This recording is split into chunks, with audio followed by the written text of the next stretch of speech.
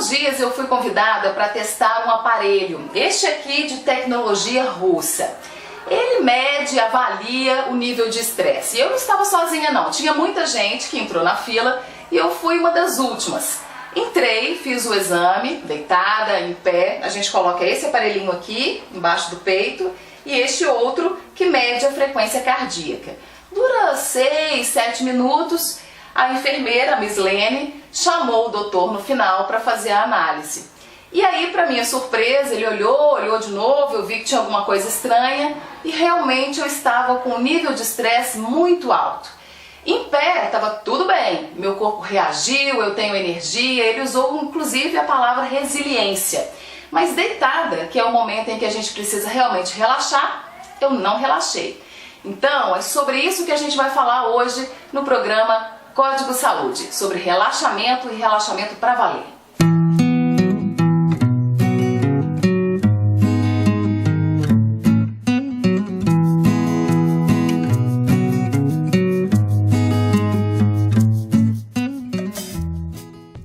Bom, se aconteceu comigo, pode acontecer com qualquer pessoa mundo afora. A gente está vivendo um mundo muito complicado, conturbado, cheio de estresse, trânsito, cobrança, competitividade, metas.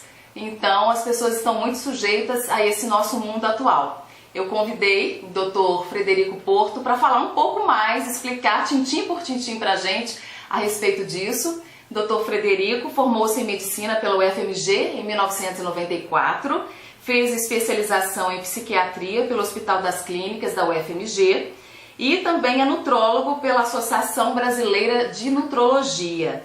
Dr. Frederico é professor na Fundação Dom Cabral, consultor e palestrante empresarial. E ainda é autor de livro, eu vou deixar tudo direitinho lá na descrição para vocês. Dr. Frederico, um prazer conversar com o senhor e falar um pouco mais sobre esse tema, né? Tão interessante, o tema do século. Fala pra gente, então, vamos começar falando desse aparelho. Sim. Como é que é feita a medição? Pois é, então o aparelho ele mede, na verdade, o desequilíbrio do sistema nervoso autônomo.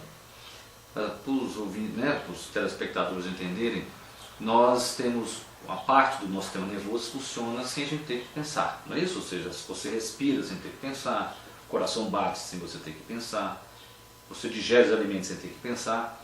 E esse sistema nervoso autônomo, né, funciona sozinho. Toda vez que você tiver consciência de qualquer processo que ele cuida, é porque tem um problema. Se você tiver consciência do seu coração batendo, é porque está com um ataque cardíaco, nossa, tudo está estranho. Ou se eu tiver consciência da minha digestão, também ela não está boa. Não tem que ter consciência, tem que funcionar sem você perceber. O aparelho, então, o coração provavelmente, o aparelho trabalha medindo uma variável do coração, que talvez é a variável mais importante do sistema nervoso autônomo nesse sentido.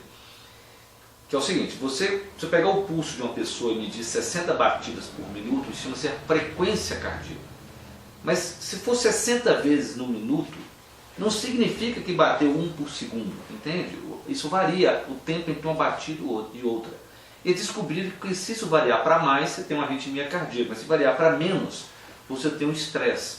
Então o que o equipamento mede é o nível de estresse que a pessoa está naquele período. E apesar de durar 5, 6 minutos o exame, ele é um exame que ele tem uma evidência estatística importante. E aí a gente direciona práticas que a pessoa deve adotar na vida dela para trazer de volta essa saúde, esse equilíbrio que é do sistema nervoso autônomo, porque ela está sofrendo de uma desautonomia, que é uma alteração do autônomo. Uma disfunção, né? Uma alteração.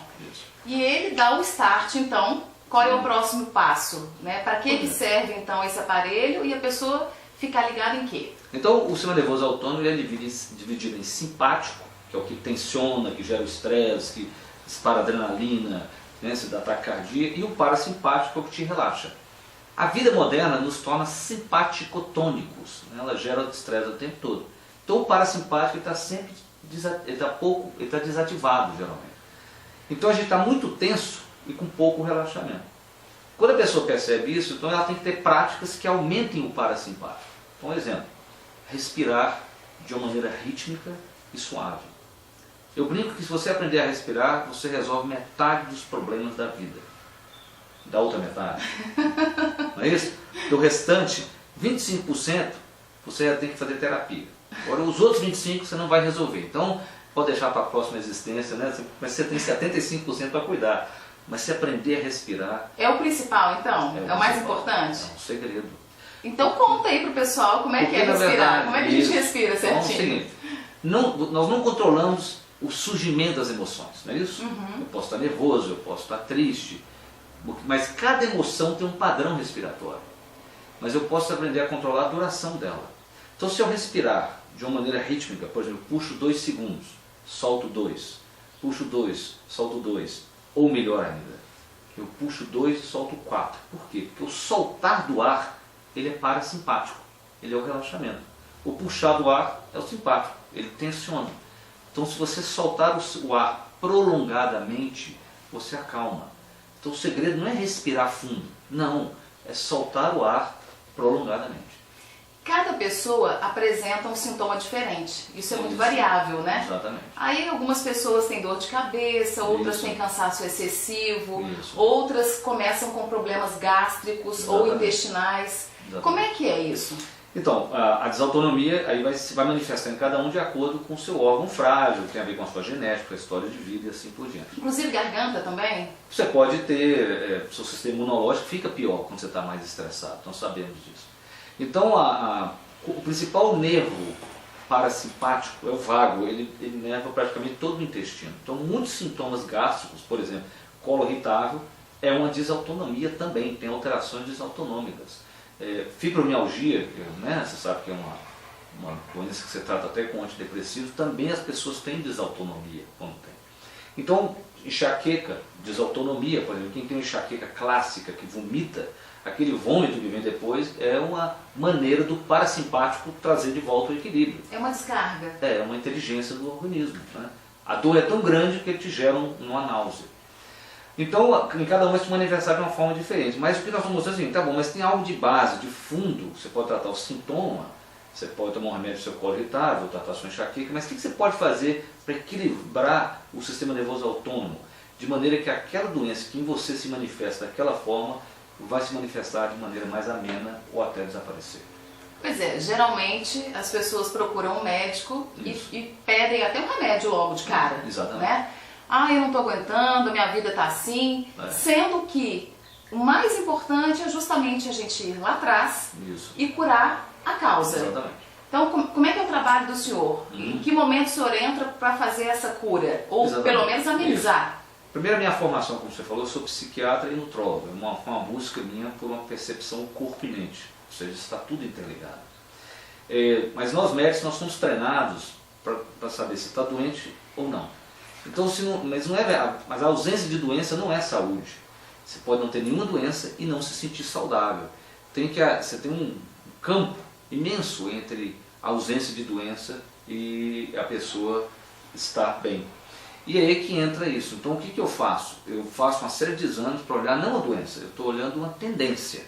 Né? Para onde que ela está caminhando? Entre esses exames está isso, mas tem exame de sangue. Você pode dosar na saliva, por exemplo, o cortisol, que é o hormônio do estresse, como é feito em atletas. Né? Por que você dosa cortisol na saliva de um atleta?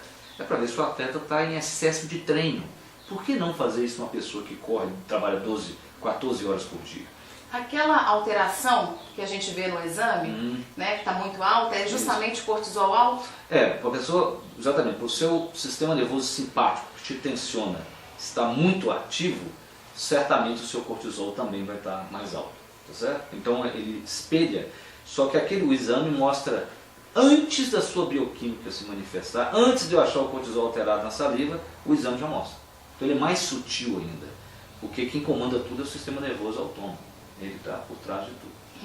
E aí, diante disso, você vai sugerir práticas, desde práticas, melhorar a alimentação, melhorar o sono, né? Porque o sono é o evento mais parasimpático, né? Do relaxamento do nosso dia. Então, a pessoa que não está dormindo bem, ela tem um distúrbio desautonômico. Aquela pessoa, por exemplo, que acorda no meio da madrugada, que é muito comum também em quadros depressivos, mas ela não está deprimida, ela está com a desautonomia. Ela ainda não tem uma doença. Tem uma desautonomia. Então você tem que ir lá para melhorar o sono. E aí você tem práticas, como você falou, respiratórias, atividades físicas leves. Meditação? Meditação, sim. Não é à toa que está na moda a prática de mindfulness, a meditação da atenção plena. É uma meditação sem cunho religioso, porque a prática da atenção, de olhar para dentro de você, ninguém sabe ainda porquê, não é igual você prestar atenção, por exemplo, num jogo de xadrez. Quando você olha para dentro de você, presta atenção na sua respiração e ela vai ficar rítmica quando você faz isso, ninguém sabe porque é ativado áreas do cérebro únicas. Então é algo único meditar. E por isso está tanto na moda, com evidências. Yoga também. Yoga, mesma forma. Eu brinco que o que o exame mostra, esse conhecimento é recente, só tem 2.500 anos, não é isso? Né? Ou seja, nós estamos mostrando a tecnologia de uma coisa que já sabia-se há muitos anos. A prática de uma meditação, por exemplo, esse tipo de prática, melhora comprovadamente a ansiedade, melhora a depressão, melhora comer compulsivo, porque a pessoa passa a ter um estado de consciência maior de quando ela está, de como ela está, onde ela está. Porque a gente perde a noção de onde a gente está, o uso da tecnologia, né, o excesso do celular, aquilo faz com que a gente se desconecte do aqui e agora e do nosso corpo. O senhor costuma usar uma frase bem interessante que quando você dorme ou no momento em que você acha que está parado, na verdade você não está relaxando, que há uma diferença muito grande, o relaxamento é mais profundo. Isso mesmo. Então, conta para o pessoal como é que é isso. Então o equipamento, né, como a Cristina falou também, o equipamento ele mostra o negócio. A ausência de tensão não é relaxamento. O seu sistema nervoso simpático pode estar desligado, pouca tensão, mas também o seu sistema nervoso parasimpático não está ativo. Então a ausência de tensão não é relaxamento.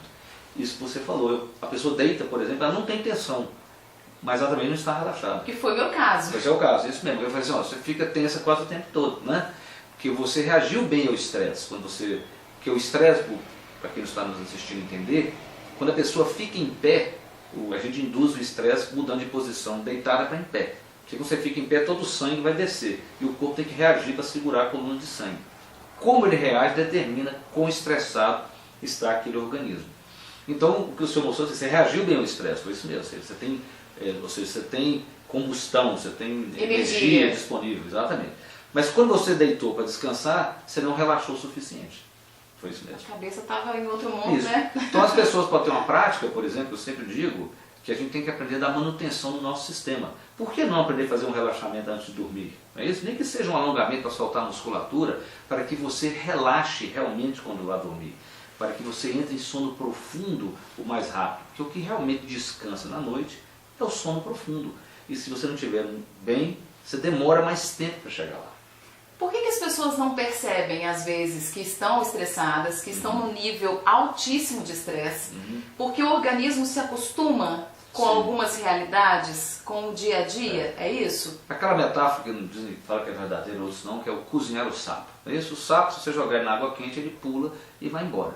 Mas se você deixar ele numa água fria e for aquecendo a água, ele morre cozido. Ou seja, ele vai se habituando, e esse é o maior perigo. É o mecanismo no organismo, chama-se de down regulation, ou seja, regulação para baixo. Se eu colocar um som muito alto num ambiente, por exemplo aqui, depois de 3 horas nós não percebemos o som, ele está ali. Ele pode estar ali, inclusive, lesando a nossa audição, a gente não percebe. O estresse é a mesma coisa, você se habitua a isso sem ter consciência do quanto que está te fazendo mal. E aí a pessoa vai tocando a vida. Fez um down regulation. Quando você começa a fazer essas práticas, você volta a perceber o som. Igual a pessoa percebe o som, a pessoa volta a perceber quão tensa ela está. Aquilo que eu falei na palestra. Ou seja, eu passo a ter um sentimento. Porque a emoção é uma coisa, o sentimento é outra. O sentimento é a consciência do meu estado emocional. Eu posso estar tenso e não ter consciência. Mas quando eu desenvolvo o sentimento da emoção que está presente, aí eu passo a percebê-la.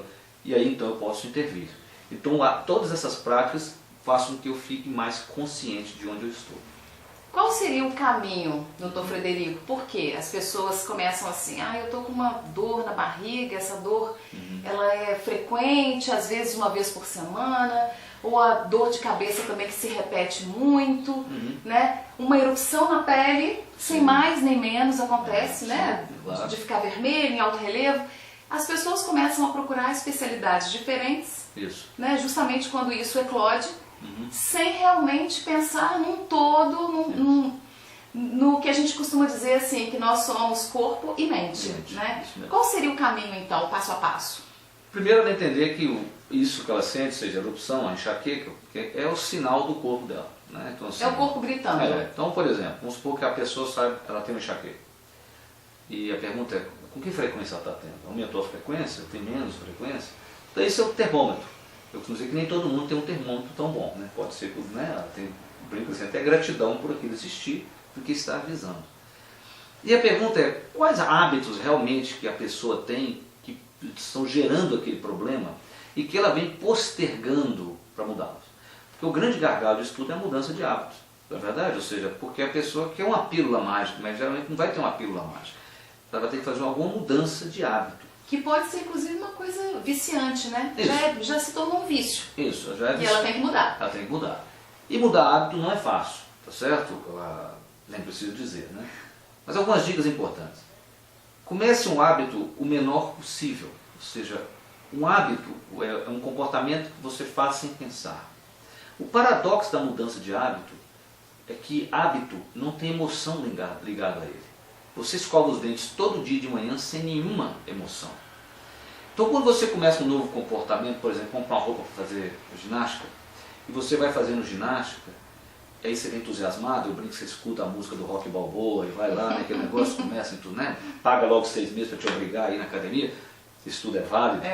Acontece que aquela carga emocional, naquele novo comportamento que ainda não virou hábito, então vamos supor que aqui vai virar hábito, aí você vem com aquele novo comportamento, caminhando em direção a um hábito. O problema é que a emoção ligada a esse comportamento, à medida que ele vai se aproximando de virar um hábito, a emoção começa a cair. Igual escovar dente não tem emoção nenhuma. E no momento onde a emoção diminui, que está virando um hábito, o que a gente faz? Para, você desanima. Então a única forma de fazer um comportamento virar um hábito é administrar duas coisas. O tamanho dele. Então se você não consegue fazer 1 hora de ginástica, faça 15 minutos. Se você não consegue tirar o chocolate da sua vida, come um pedacinho só. Tá certo? E administrar a nossa força de vontade. A força de vontade é um recurso escasso. É como se fosse o único músculo no nosso cérebro. Então a mesma força de vontade que você gasta para fazer uma dieta, você gasta para fazer atividade física, você gasta para resolver um problema de um cliente difícil, é o mesmo músculo. Por isso quando chega à noite, no fim do dia, você já gastou toda a sua força de vontade, você chuta o balde e come tudo que você tem direito. Porque você acabou com ele durante o dia. Então nós temos que administrar. E a melhor forma é isso. É para criar um novo hábito, eu pego um comportamento e faço ele o menor possível. Porque aquilo gasta menos energia e gradativamente eu vou reeducando o que eu chamei do nosso elefante interno. Não é isso? Aquela parte do cérebro bem primitiva que tem 600 milhões de anos. Ou seja, a gente também tem que criar razões para viver. Exatamente. Então, como foi muito bem visto na apresentação, físico, emocional, mental e espiritual. Não é isso? Ou seja, temos que entender a nossa complexidade. A dimensão física, a dimensão emocional, a mente.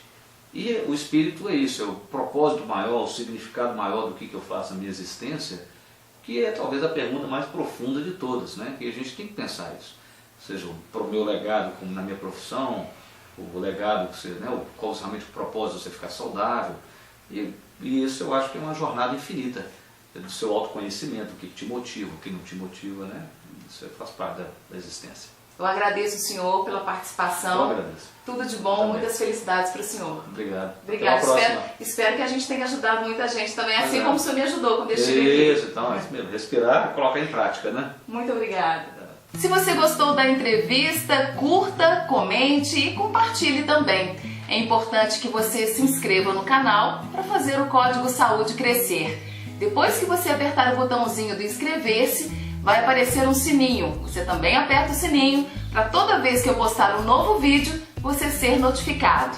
O YouTube também tem um recurso interessante. Mesmo que você não possa assistir o vídeo na hora, você pode se programar para o momento que for mais oportuno para você. Até a próxima. Tchau!